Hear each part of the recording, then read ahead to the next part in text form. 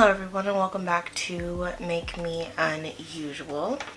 So today we're going to be doing a foundation review. Now, the foundation that we're reviewing today I've worn before and I actually do like this foundation, but I wanted to do a review on it and test it in a full day scenario and with multiple different combinations on the face. So if you're interested in the Makeup Forever HD Skin Foundation, then stay tuned. So come on, give me love. I'ma show you how to move with my body. Come hit me with your touch and make me wanna say. Okay, so I've actually worn this foundation before. I'm just going to, I'm not doing anything super interesting with my makeup today. I am just doing the foundation. So I just moisturized my face with the Fresh Rose Deep Hydration moisturizer. So I just pulled up the information on the Makeup Forever HD Skin. It's the HD Skin Undetectable Long Wear Foundation. The packaging for this bottle, or for this foundation, is really cute, really nice. The cover matches the foundation, not matches, but like coordinates with the foundation. So if it's a fair skin foundation, then the cap is fairer skinned, and if it's a darker skin foundation, then the cap is darker skinned, or darker colored. So the claims for this foundation: it's an undetectable liquid foundation. It blurs and covers imperfections for up to 24 hours. It's powered by a micro skin system that syncs with the skin for true to skin finish. This micro skin system follows skin movement, provides immediate high correction, and smooths the skin. Vegetable origin glycerol helps to preserve the initial moisturizing of the skin during the 24-hour period, and exopolysaccharide helps for radiance of complexion during a 24-hour period. So it's free of parabens, formaldehydes, formaldehyde releasing agents, phthalates, mineral oil, retinol palmitate, oxybenzone, coal tar, hydroquinone, sulfates, SLS and SLES, trichlocarbon, triclosan, and contains less than 1% synthetic fragrance. It is also vegan and it comes in recyclable packaging. Alright, so this is the new version of the Ultra HD foundation. I didn't like, well, I thought that foundation was okay, but it wasn't anything to write home about. But I do, from what I can see from this foundation, I do like it. But I haven't tried it. I've just tried it in how I do my makeup. So I wanted to try it on here in different conditions. So I'm going to be priming one half of my face, and I'm going to be doing, or applying, the foundation with a brush on one side and with a sponge on the other side. I'm gonna divide my face. So I get oily throughout my T-zone. So here, here, my nose, and here. I mainly get oily here in this general area. So I'm going to divide my face in half this way, just across like the top of my nose.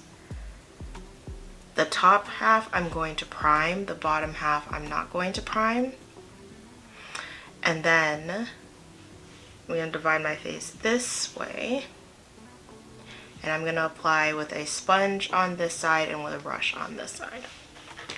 Alright, so we are zoomed in. Let's start with priming the face.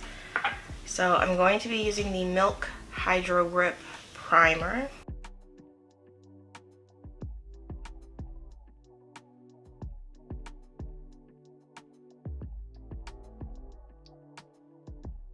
So bottom half doesn't have primer, top half has primer. So So let's start. I'm just gonna give this a shake. The color that I have is, it's 4Y60, previously known as Y503, which is my foundation shade in Makeup Forever products. I'm just going to, I'm gonna do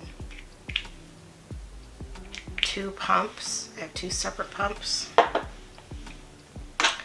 On this side, we're going to use the sponge. So I'm only going to be dipping into 1 of the pumps.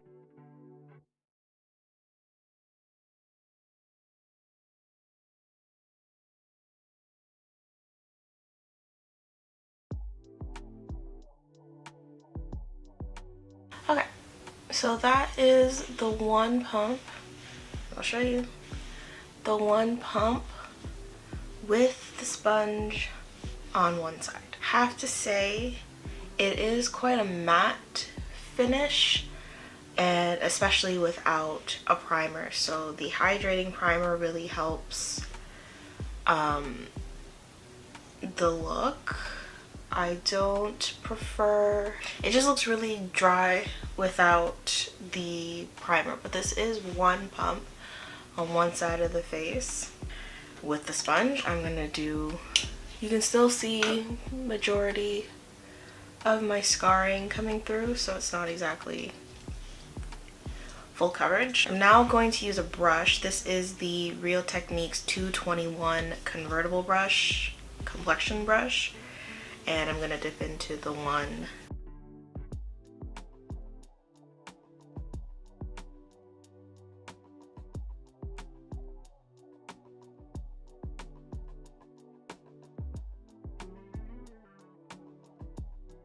Alright, so that is the 1 pump gone with the brush. I will say the coverage is a little bit, just a little bit higher on this side with the brush, but it for the most part looks the same. My pores look a little bit more filled in on this side with the brush, but this side looks smoother. I don't know if that makes sense. Like, it doesn't, this side looks like my pores are filled with makeup. This side does not, but I can see my pores more on this side than this side, if that makes sense. This is 1 pump. We have like a medium coverage. I have a dry patch of skin right here that doesn't look great without primer. I'm gonna do 1 more pump. So I have 2 pumps in my hand, and let's try and build. Okay, so that is much better. You do want to be careful building on top of it with a sponge after it's set. The sponge did pick up the product a bit. So just, you want to be very light-handed when you're doing a second layer after it's dried. Alright, we'll go in with the brush and the second pump. So they look the same. I used the whole pump. So they look the same. This is just a little less coverage in my opinion than this side. We're still doing the same pore situation, but 1 more pump did bring it to a higher medium coverage. It's not quite full coverage. I can still see some darkness, but it is a higher medium coverage. I'm going to put on concealer real quick. Concealer I'm using is the NARS Radiant Creamy Concealer. This is in Almond. And I'm gonna stay consistent and use a sponge on this side, use a brush on this side. So I'm going in. This is the Real Techniques body sponge. So it's the orange sponge, it's just much bigger. And I'm gonna use the Morphe E8 concealer brush on this side. Alright, I'm gonna throw on a bit of cream contour and cream blush. This is the Say bronzer the Say Sun Milk Natural Cream Bronzer in the color Deep Bronze. I'm just going to use a brush for this product. This is the RT 524 Real Techniques convertible brush. Okay, so my battery pack died and I just put on blush, cream blush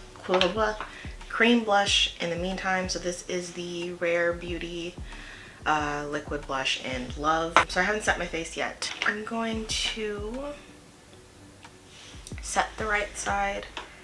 So this is my right with the sponge, and I will set my left side with the brush. So this is the Givenchy Prisme powder. This is in 5. And then I'm going to use the R&L Moda brush. I don't know what brush this is, but it's a flat top powder brush. Face is set. I'm just going to go in with a little bit of powder bronzer. This is the Fenty Beauty Sunstalker bronzer in Cocoa Naughty. I'm gonna set it with a setting spray, but not an extending spray. This is just a hydrating spray. So I'm going to, this is the Hourglass Veil Soft Focus setting spray.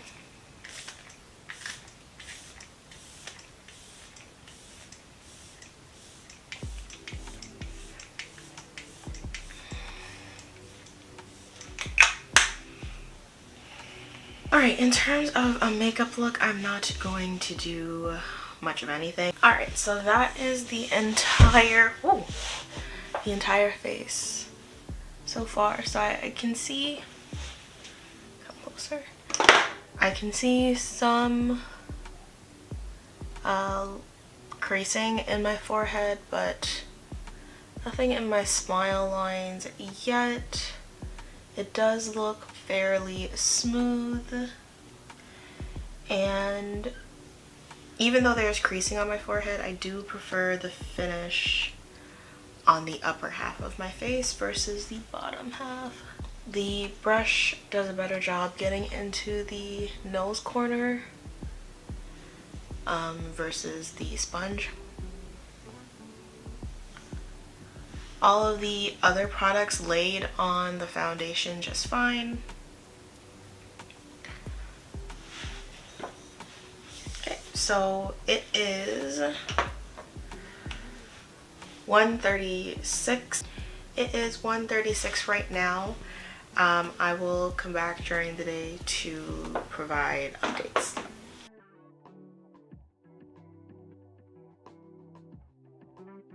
This is a midday check-in. It's 5:52, so almost 6 o'clock. I'm wearing a mask, so you can see the mask line, and it's sort of worn off along the chin area, and my smile lines are coming in on this side. This is the brush side. Also, the lower part of my face does not have,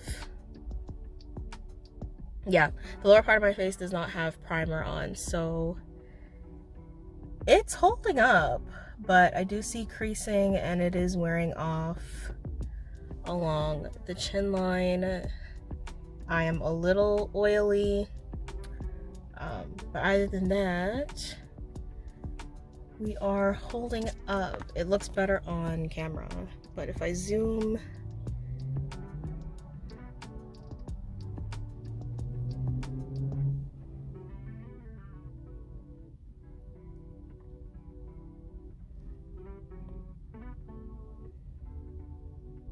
so it's not too bad. I do still think I prefer the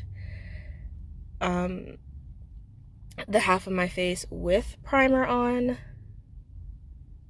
but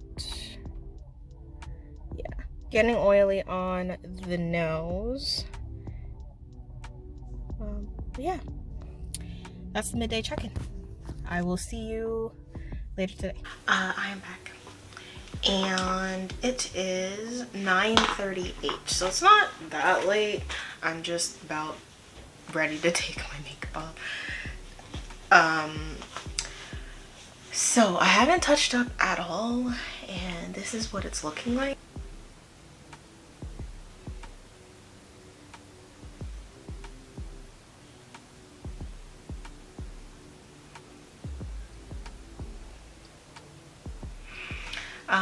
So it hasn't really settled in any further on the lines on my forehead. It has gone into my smile line, and it's worn off on like my chin and jaw area because of the mask. The line that was here for the mask is no longer there. I didn't touch it up. I guess my oils kind of just fixed that. I am considerably oily on the lower half of my nose. Above, not so much. So the unprimed portion of my face is much oilier and looks like it's separating a little bit more. But I also was wearing a mask down here, so I don't know. I don't think that that's from the foundation. I think it's more just from the friction of the mask. But yeah, I've got some wearing off on the nose. It's looking a little cakey in the nose corners, and under here. Otherwise, not bad. On camera it looks great actually, but in person it's a little more intense. If I turn down the light, you can kind of see more of the oiliness. So there's much more oils through here, less so above. It's quite worn out here. You can see the dry patch here. So in terms of the actual wear of the foundation, I really do like this foundation. Now, I like how I apply it in my like normal routine. So I would be wearing a primer, multiple primers actually, and I would apply this with a sponge. I would also apply powder both underneath and over it with a sponge. That is my preferred method of applying foundations in general, but my preferred method of applying this foundation.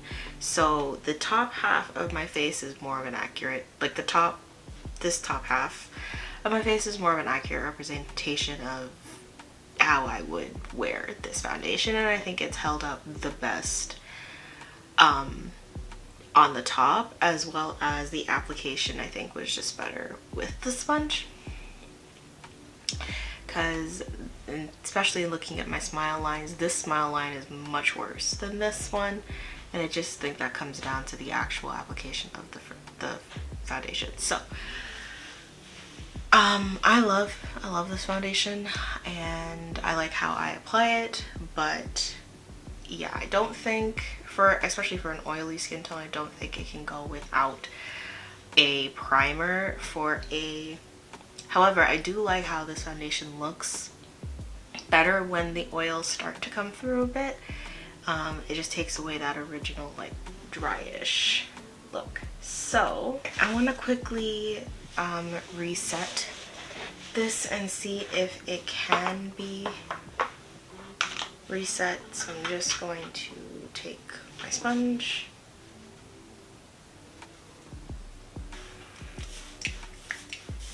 Alright, so I just did this half. This is what it looks like refreshed, and it does look much better refreshed. I could even put a powder foundation to re-up the coverage down here, but in terms of just refreshing the face, it looks great. Like, it looks just normal. Not cakey. It didn't lift any of the foundation.